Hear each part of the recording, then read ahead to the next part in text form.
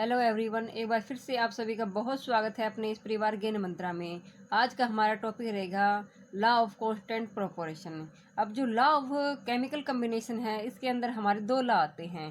पहला तो जो लॉ है वो लॉ ऑफ मास कंजर्वेशन है, जिसको हम पिछली वीडियो में कवर कर चुके हैं। अगर आपको वो लॉ डिटेल से समझना है तो एक बार जाकर प्लेलिस्ट में पिछली वीडियो को जरूर देख लें। अब आज का टॉपिक शुरू करते हैं हम। जो दूसरा लॉ है लॉ ऑफ केमिकल कम्बिनेशन का, वो दूसरा लॉ है लॉ ऑफ कांस्टेंट प्रोपोर्शन है। इसको इस वीडियो में हम थोड़ा डिटेल से समझेंगे। जो लॉ ऑफ कांस्टेंट प्रोपोर्शन है, ये कहता है कि इन केमिकल सब्सटेंस, किसी भी केमिकल सब्सटेंस के अंदर जो एलिमेंट है वो always present in a definite proportion. यानी कि किसी भी केमिकल सब्सटेंस के अंदर उसके जो एलिमेंट हैं वो हमेशा एक डेफिनेट प्रोपोर्शन के अंदर होंगे। फॉर एग्जाम्पल के लिए हम मान लेते हैं कि कोई भी केमिकल सब्सटेंस लेते हैं, जैसे हमने वाटर को ले लिया। वाटर एक केमिकल सब्सटेंस है, ये दो एलिमेंट से मिलकर बना है। जो क्या है, पहला एलिमेंट तो है इसके अंदर हाइड्रोजन, और दूसरा एलिमेंट जो इसके अंदर है वो ऑक्सीजन। अब जो हाइड्रोजन और ऑक्सीजन जो है वो एक डेफिनेट प्रोपोर्शन के अंदर है। इसके अंदर जैसे ऑक्सीजन और हाइड्रोजन का जो रेशियो है वाटर के अंदर वो 8:1 है। और अगला जो एग्जांपल है वो क्या है, मीथेन का, जिसका केमिकल फार्मूला होगा CH4। ये दो एलिमेंट से मिलकर बना है, कार्बन और हाइड्रोजन से। इसके अंदर जो कार्बन और हाइड्रोजन का जो रेशियो होगा वो होगा 3:1 में होगा। अब इसको लॉ ऑफ कांस्टेंट प्रोपोर्शन को इसके हम थोड़ा डिटेल से समझते हैं। तो इसको डिटेल से समझने के लिए हमने क्या लिया, 3 ग्लास ले लिए। तीनों ग्लास में, 2 ग्लास में तो हमने क्या कर दिया, वाटर को फिल कर लिया, और तीसरी ग्लास में हमने क्या है, विनेगर को फिल कर लिया। तब जो पहला ग्लास में जो वाटर है वो हमने किसी सोर्स एक से लिया है। अब जो दूसरे ग्लास में जो वाटर है वो किसी दूसरे सोर्स से लिया है। यानी कि जो पहले ग्लास में जो वाटर है वो मान लेते हैं कि हमने वेल से लिया है, वेल का वाटर लिया है। दूसरे में जो हमारे जो वाटर है वो हम मान लेते हैं कि हम रिवर से वाटर को लिया है। वो थर्ड जो ग्लास है इसके अंदर हमने विनेगर को लिया है। अब देखो, ये तीनों जो वाटर है, जो इन दोनों ग्लास में जो वाटर है, वाटर और जो विनेगर है वो देखने में दोनों कलरलेस होते हैं और लिक्विड फॉर्म में होते हैं। अब जो वाटर है और जो विनेगर है वो देखने में हमें पता नहीं लग जाता कि ग्लास में इसमें विनेगर है या फिर वाटर है। देखने में बिल्कुल सेम होते हैं, कलरलेस भी होंगे और लिक्विड फॉर्म में भी होंगे। लेकिन हम क्या है, बिल्कुल सेम दिखने के बाद में भी हम विनेगर को न तो वाटर की जगह यूज़ कर सकते हैं, जहाँ पे हम विनेगर को यूज़ करते हैं वहाँ पर वाटर को यूज़ नहीं कर सकते, और जहाँ पे हमें वाटर की ज़रूरत है वहाँ पे हम विनेगर को यूज़ नहीं कर सकते। तो क्यों नहीं यूज़ कर सकती है, क्योंकि क्या है, इनकी बेसिक प्रॉपर्टीज़ के अंदर क्या है, डिफरेंस है। इस कारण से क्या है, इन दोनों के फंक्शन जो हैं वो क्या है, अलग अलग हैं।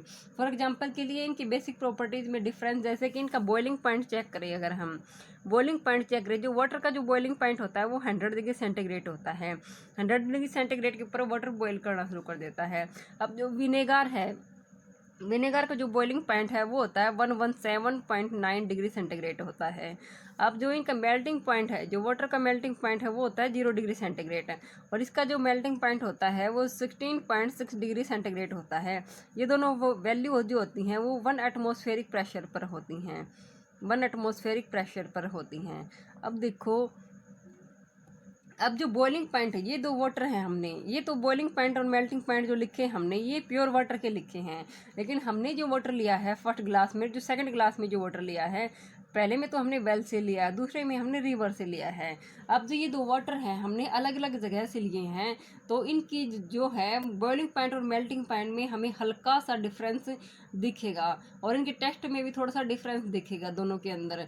क्योंकि इनके अंदर क्या है, जो मिनरल्स हैं वो दोनों के अंदर जो मिनरल्स की जो अमाउंट है वो अलग अलग है। मिनरल्स की अमाउंट अलग अलग होने के कारण इनके बॉइलिंग पॉइंट और मेल्टिंग पॉइंट में भी डिफरेंस होगा थोड़ा सा, और इनके टेस्ट में भी डिफरेंस होगा। अब क्वेश्चन ये आता है कि ये दोनों क्या हैं, अलग अलग इनकी अलग अलग से वाटर लिया है, लेकिन इनकी क्या है, फिजिकल प्रॉपर्टीज सेम है, लगभग सेम है। वो फिजिकल प्रॉपर्टीज इनकी सेम क्या क्यों हैं, तो इसका रीज़न ये है कि इन दोनों ग्लास में जो वाटर है इनकी फिजिकल प्रॉपर्टीज सेम है। क्योंकि इनका जो मिलके बने हैं, जिस एलिमेंट से मिलके बने हैं दोनों, ये वो एलिमेंट क्या सेम है। यानी कि इनका जो कंपोजिशन है उसके ऊपर डिपेंड करती है इनकी फिजिकल प्रॉपर्टी, और इन दोनों की जो कंपोजिशन है वो क्या है, बिल्कुल सेम है।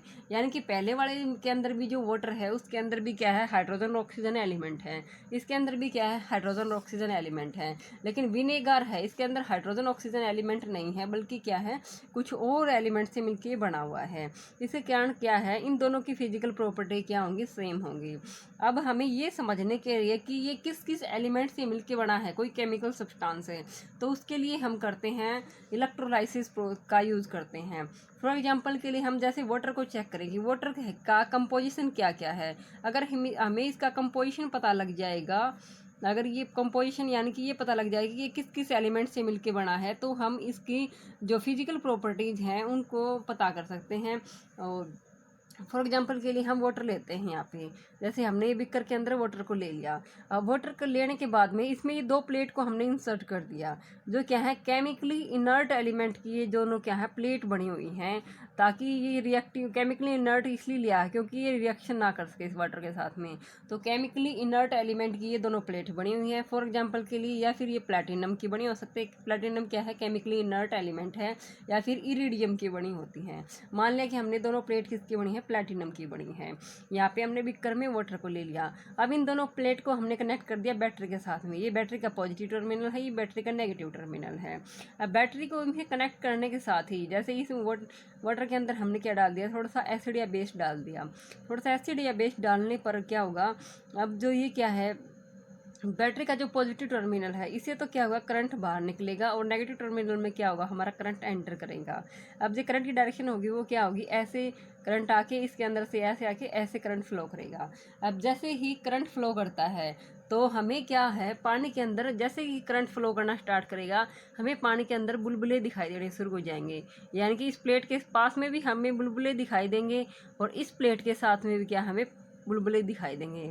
अब जो प्लेट हमारी पॉजिटिव बैटरी के टर्मिनल से जुड़ी हुई है उसके पास में जो बुलबुले दिखाई देंगे वो तो होंगे ऑक्सीजन के, और जो नेगेटिव से जुड़ी हुई हमारी प्लेट है इसके अंदर हमें जो बुलबुले दिखाई देंगे वो होंगे हमारे हाइड्रोजन के, वो होंगे हमारे हाइड्रोजन के। तो इसका मतलब ये है कि जो ये वाटर है ये दो एलिमेंट से मिलके बना है, हाइड्रोजन और ऑक्सीजन से मिलके बना है। ये हमें इलेक्ट्रोलाइसिस से पता लग गया। अब के बाद क्या है, हमें पता करना है कि या वाटर का ये तो पता लग गया कि हाइड्रोजन और ऑक्सीजन से मिलके बना है। अब हमें पता करना है कि इसका जो प्रोपोर्शन है हाइड्रोजन ऑक्सीजन का वो कितना है। इसको चेक करने के लिए जैसे यहाँ पे क्या है, हमारा ऑक्सीजन इवोल्व हो रहा है और यहाँ पे हाइड्रोजन इवोल्व हो रहा है। तो अगर इसको समहाउ हम यहाँ पे कलेक्ट कर सकें, इसको अगर हम ऑक्सीजन को और यहाँ पे क्या है हाइड्रोजन को कलेक्ट कर सकें समहाउ, तो अगर मान ले कि हमने यहाँ पे ऑक्सीजन को कलेक्ट किया, तो ऑक्सीजन को कलेक्ट किया तो ऑक्सीजन मान ले कि 8 ग्राम अगर ऑक्सीजन को हमने यहाँ से कलेक्ट किया है, तो यहाँ पे जो वाटर होगा, जो हमें हाइड्रोजन मिलेगा यहाँ पे, वो क्या होगा 1 ग्राम का होगा। अगर हमारे पास में 8 ग्राम ऑक्सीजन को कलेक्ट किया है तो जो वाटर होगा वो हमारा क्या होगा 1 ग्राम का होगा। तो इसका मतलब ये है कि जो ऑक्सीजन और जो हाइड्रोजन है इनका जो प्रोपोर्शन है वो क्या है 8:1 है, 8:1 है। इस चीज़ का मतलब है कि अगर 8 gram of oxygen, 8 gram of जो ऑक्सीजन है वो किसके साथ में 1 ग्राम ऑफ हाइड्रोजन के साथ में रिएक्ट करके हमें क्या देती है 9 ग्राम ऑफ वाटर देती है। इसके साथ में रिएक्ट करके हमें क्या मिलता है 9 ग्राम ऑफ वाटर मिलता है। अब आगे है हमारा जो इसके बाद में क्या था, जो हमारे जो केमिस्ट है एक एंटोनी लेवोसियर, जो एक इंग्लिश केमिस्ट है, इसने बहुत सारे एक्सपेरिमेंट किए इस पे, और इसके बाद में इसने कुछ कंक्लूजन निकाला। वो कंक्लूजन किस इस प्रकार से था कि जो मैनी कंपाउंड हैं और कंपोज ऑफ 2 और मोर एलिमेंट, जो सारे कंपाउंड होंगे वो 2 या 3 एलिमेंट से मिलके बने होंगे। जैसे हम वाटर लेते हैं वो 2 एलिमेंट से मिलके बना है, क्या, हाइड्रोजन और ऑक्सीजन से, and they have the same element in the same proportion irrespective of where the compound come from and who prepared it. जो कंपाउंड है हमारा, चाहे वो कहीं से भी हमने कंपाउंड को लिया हो या फिर किसी ने भी वो प्रिपेयर किया हो कंपाउंड, उसके अंदर जो क्या होंगे एलिमेंट तो सेम होंगे और उनका क्या होगा एक डेफिनेट प्रोपोर्शन होगा। ये कहा था एंटोनी लेवोसियर ने। उससे आगे जो आता है एक केमिस्ट और है जो क्या है जोसेफ प्रोस्ट इसने कहा था कि इन केमिकल सब्सटेंस के अंदर element are always present in definite proportion by mass. जो एलिमेंट होंगे वो एक डेफिनेट प्रोपोर्शन में प्रेजेंट होंगे। कहने को तो ये दोनों बात क्या है एक जैसी हैं, लेकिन इनमें क्या है थोड़ा सा डिफरेंस है, जो क्या है शब्दों का है, लेकिन बात दोनों का मीनिंग क्या है सेम ही है। अब है हमारे आगे के 2 क्वेश्चन। कि 2 क्वेश्चन जिनका आंसर आपको कमेंट बॉक्स में देना है। पहला जो क्वेश्चन है हमारा वो ये है कि name the scientist who establish 2 important law of chemical combination. उस साइंटिस्ट का नाम बताओ जिसने 2 लाख जो लॉ ऑफ केमिकल कम्बिनेशन है इनको डिस्कवर किया यानी इस्टेब्लिश किया था। जो उसका नाम बताना है, इसको कमेंट बॉक्स में आंसर दीजिएगा। दो सेकंड क्वेश्चन है वो ये है हमारा, name the element which is used as reference for atomic mass.